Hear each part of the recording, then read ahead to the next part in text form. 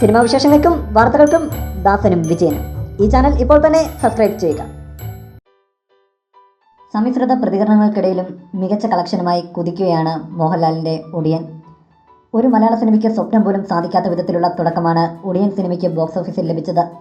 3 ദിവസങ്ങൾ കൊണ്ട് 60 കോടിയാണ് ചിത്രം ബോക്സ് ഓഫീസിൽ നേടിയത്. ചിത്രം ആദ്യ ദിനങ്ങളിൽ സോഷ്യൽ മീഡിയയിൽ ആക്രമിക്കപ്പെട്ടപ്പോൾ അതിന് കാരണം തന്നോട് ചിലർ തീർക്കുന്ന വൈരാഗ്യമാണെന്നും താൻ മഞ്ജു വാര്യരെ സഹായിച്ചതുകൊണ്ടാണ് താൻ സോഷ്യൽ മീഡിയയിൽ ആക്രമിക്കപ്പെട്ടതെന്നും സംവിധായകൻ VS ശ്രീകുമാർ പ്രതികരിച്ചിരുന്നു. എന്താണെങ്കിലും ഇപ്പോൾ ഒടിയൻ സിനിമയെക്കുറിച്ച് പ്രതികരിച്ചിരിക്കുകയാണ് മഞ്ജു വാര്യർ. വ്യാജ പ്രചരണങ്ങളെ അതിജീവിച്ച് ഒടിയൻ മുന്നേറട്ടെ എന്ന് മാത്രമാണ് വിവാദങ്ങളെക്കുറിച്ച് മഞ്ജുവിൻ്റെ കുറിപ്പിലുള്ള ഏക പരാമർശം.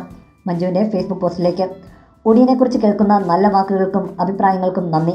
ആദ്യ ദിവസങ്ങളിൽ നിന്ന് വ്യത്യസ്തമായി ഒടിയൻ കുടുംബ പ്രേക്ഷകർ ഏറ്റെടുത്തു കഴിഞ്ഞു എന്നറിയുന്നതിൽ ഒരുപാട് സന്തോഷം. കാർമേഘങ്ങൾ തെങ്കുരിശിയുടെ മുകളിൽ നിന്ന് ഒഴിഞ്ഞു പോയിരിക്കുന്നു.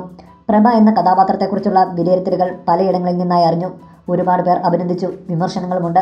രണ്ടിനെയും ഒരുപോലെ സ്വീകരിക്കുന്നു. ഒടിയനെ കാണാൻ ദിവസം ചെല്ലുന്തോറും ആൾത്തിരക്കേറുന്നു എന്നത് തന്നെയാണ് പ്രധാനം. ഒരു നല്ല ചിത്രം വിജയിപ്പിച്ച എല്ലാവർക്കും നന്ദി. ഇനിയും ഒടിയൻ കാണാത്തവർ കാണണം എന്ന് അഭ്യർത്ഥിക്കുന്നു. വ്യാജ പ്രചരണങ്ങളെ അതിജീവിച്ച് ഒടിയൻ മുന്നേറട്ടെ, അത് മലയാളത്തിൻ്റെ അഭിമാനമായി മാറട്ടെ, മഞ്ജു വാര്യർ പറഞ്ഞു.